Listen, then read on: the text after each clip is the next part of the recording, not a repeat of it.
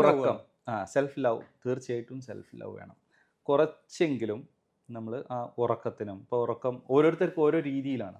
ഇപ്പോൾ ഞാൻ ഡീപ്പ് ആയിട്ട് സ്ലീപ്പ് ചെയ്യുന്ന ആളാണ്. എനിക്കൊരു 1 മിനിറ്റ് അല്ലെങ്കിൽ 2 മിനിറ്റ് ഉണ്ടെങ്കിൽ എനിക്ക് ഉറക്കത്തിലോട്ട് വഴുതി വീഴാൻ സാധിക്കും. അപ്പോൾ എനിക്കിപ്പോൾ ഉറങ്ങണം എന്ന് വെച്ചാൽ 2 മിനിറ്റ് ഞാൻ നിന്ന് കഴിഞ്ഞാൽ എനിക്ക് ഉറങ്ങാൻ കഴിയും. ആ ഒരു സ്ലീപ്പ് എൻ്റെ ഡീപ്പ് സ്ലീപ്പും ആയിരിക്കും.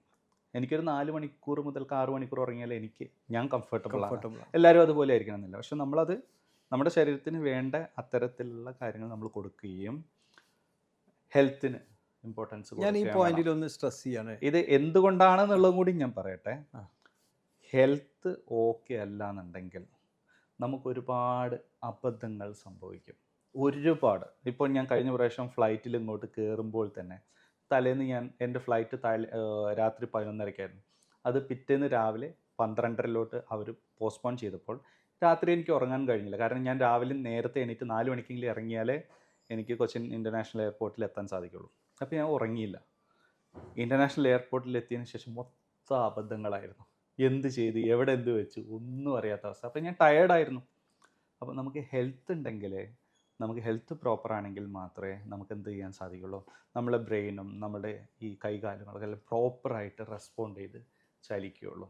അപ്പോഴേ നമുക്ക് എഫിഷ്യൻ്റായിട്ട് നമ്മളെ തന്നെ മുന്നോട്ട് പോകാൻ, അപ്പോഴേ നമുക്ക് ടൈം പ്രോപ്പറായിട്ട് യൂട്ടിലൈസ് ചെയ്യാൻ പറ്റുള്ളൂ. ഇല്ലെങ്കിൽ 10 മിനിറ്റ് എടുക്കേണ്ട സാധനം വീണ്ടും 30 മിനിറ്റ് 60 മിനിറ്റൊക്കെ ആയിട്ട് മാറും. അപ്പം നമ്മളെ കെയർ ചെയ്യാൻ വേണ്ടിയിട്ട് നമ്മളുടെ ഹെൽത്തിന് കുറച്ച് ഇമ്പോർട്ടൻസ് നമ്മൾ കൊടുക്കണം. ഹാർഡായിട്ട് മസിൽ ഉണ്ടാക്കാൻ വേണ്ടി ഇതെല്ലാം ചെയ്യണം എന്നല്ല പറഞ്ഞത്. കുറച്ച് ബോഡി റിലാക്സ് ചെയ്യണം. കാലുകളൊക്കെ ഒന്ന് അയച്ചിടണം. ഫ്രീ ആയിട്ട് ബോഡി ഒന്ന് വിട്ടുകൊടുക്കാൻ നമ്മളൊരു അരമണിക്കൂർ അല്ലെങ്കിൽ 1 മണിക്കൂർ നമ്മളതിന് സമയം മാറ്റി വെച്ചാൽ അതൊരു നഷ്ടമല്ല എന്നല്ല.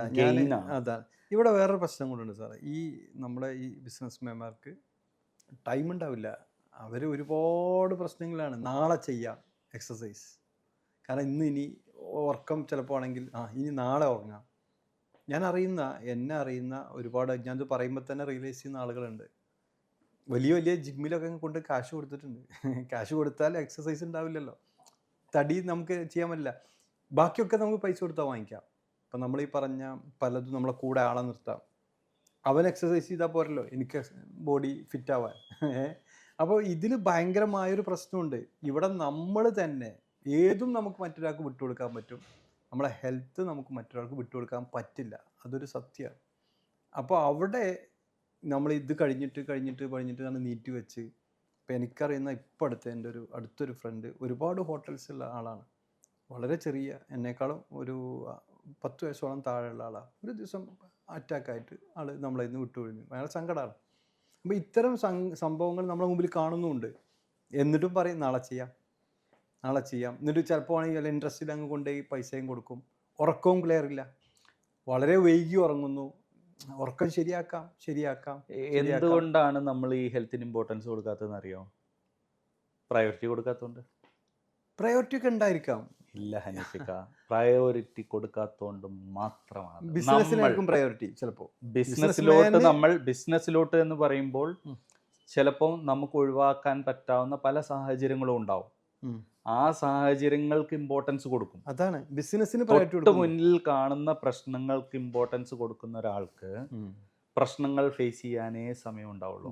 അതിലവർ ഹാപ്പി ആയിരിക്കും. ആ പ്രശ്നം ഞാൻ പ്രശ്നം നമ്മൾ കൈകാര്യം ചെയ്തു.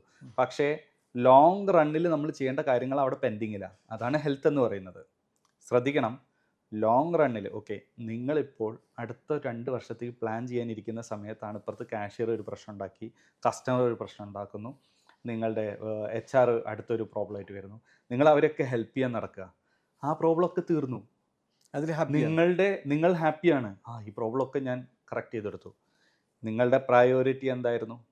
ഈ 2 വർഷത്തെ പ്ലാൻ ഇവിടെ സബ്മിറ്റ് ചെയ്യുക എന്നുള്ളത്. ആ പ്ലാൻ അവിടെ പെൻഡിങ്ങിലാണ്. അതിൻ്റെ ആഫ്റ്റർ എഫക്ട്സ് നിങ്ങൾ അപ്പം മനസ്സിലാക്കില്ല. 2 വർഷം കൂടുമ്പോഴാണ് ഇതാണ് ഹെൽത്ത്. ശരിക്ക് ഇവിടെ നമ്മളെ ബിസിനസ്സിന് വേണ്ടി ഓടി നടന്നിട്ടാണല്ലോ ഹെൽത്തിലേക്ക് പോവാത്തത്. അത് ബിസിനസ്സിനാണ് നമ്മൾ പ്രയോറിറ്റി കൊടുക്കുന്നത്. സത്യത്തിൽ ഞാനും അങ്ങനെയായിരുന്നു. ഞാൻ തുടങ്ങിയിട്ട് എനിക്ക് തോന്നുന്നത് 4 മാസമായിട്ടുള്ളൂ ഹെൽത്തിൽ ഞാൻ ഇത്ര അധികം ഇത് കൊടുക്കാൻ തുടങ്ങിയിട്ട്. എൻ്റെ മുമ്പിൽ എൻ്റെ ബിസിനസ്സായിരുന്നു വലുത്. ഞാൻ ആ ബിസിനസ്സിന് മാത്രമായിരുന്നു പ്രയോറിറ്റി കൊടുത്തിരുന്നത്. അപ്പോൾ ഞാൻ എൻ്റെ ശരീരകാര്യം ചില സമയത്ത് മാറ്റി വെച്ചിരുന്നു. നിങ്ങൾക്ക് ഞാൻ പറയട്ടെ, എനിക്ക് തിരുത്തട്ടെ, ഞാനത് ഫുള്ളാക്കാം. തിരുത്താം. ഒരു മിനിറ്റ്. ശരി. അതായത് ഞാൻ എപ്പോഴാണ് ഇതിലേക്ക് വന്നതെന്ന് അറിയോ? എനിക്കിപ്പോൾ ഈയിടെയായിട്ട് ലെവനക്സുമായിട്ട് കണക്ട് ചെയ്തപ്പോൾ അവർ പറഞ്ഞു, ഹനീഫ്ക്ക നിങ്ങളെ ഹെൽത്ത് ബിസിനസ്സാണ്. ഞാൻ ഇതുവരെ വിചാരിച്ചിരുന്നത് ഞാൻ എൻ്റെ ജീവിതം മുഴുവൻ അതിനെ അർപ്പിച്ചിരിക്കുക. അപ്പോൾ അവർ പറഞ്ഞു നിങ്ങൾ ഉണ്ടെങ്കിലല്ലേ ഇതുള്ളൂ. അതായത് ബിസിനസ്സിന് പ്രയോറിറ്റി കൊടുത്തിട്ടാണ് നമ്മൾ ഈ ഓടുന്നതെങ്കിൽ നമ്മളെ ഹെൽത്തും അതിൻ്റെ ഉള്ളിലേക്ക് അങ്ങ് വെച്ചാൽ മതി. നമ്മളെ ഹെൽത്ത് ബിസിനസ്സിൻ്റെ ഭാഗമാക്കിയോടുകൂടിയാണ് നിങ്ങൾക്ക് എത്ര പവറുണ്ടോ അത്രയാണ് നിങ്ങളുടെ ബിസിനസ്സിനുള്ള പവർ എന്ന് അവരെന്നെ പറഞ്ഞു മനസ്സിലാക്കിയപ്പോഴാണ് ഞാൻ ഹെൽത്തിന് പ്രയോറിറ്റി കൊടുത്തു, അതിലേക്ക് തിരിഞ്ഞത്. കൃത്യമായി അതിന് അതാണ് നമ്മൾ സ്നേഹിക്കുന്നതുമായിട്ട് കണക്ട് ചെയ്താൽ മതി. നമ്മൾ ഏതിനു വേണ്ടിയാണോ ഓടുന്നത് അതിനുമായി കണക്ട് ചെയ്യുക. അപ്പോൾ ബിസിനസ്മാൻമാരോട് പറയേണ്ടത് തന്നെ, നിങ്ങൾ ഇതിനു വേണ്ടി ഓടുന്നുവെങ്കിൽ നിങ്ങളുടെ ഹെൽത്തും അതിൻ്റെ ഭാഗമാണ്. നിങ്ങളെങ്ങനെ പവർഫുള്ളാണോ അതിനനുസരിച്ചും ബിസിനസ്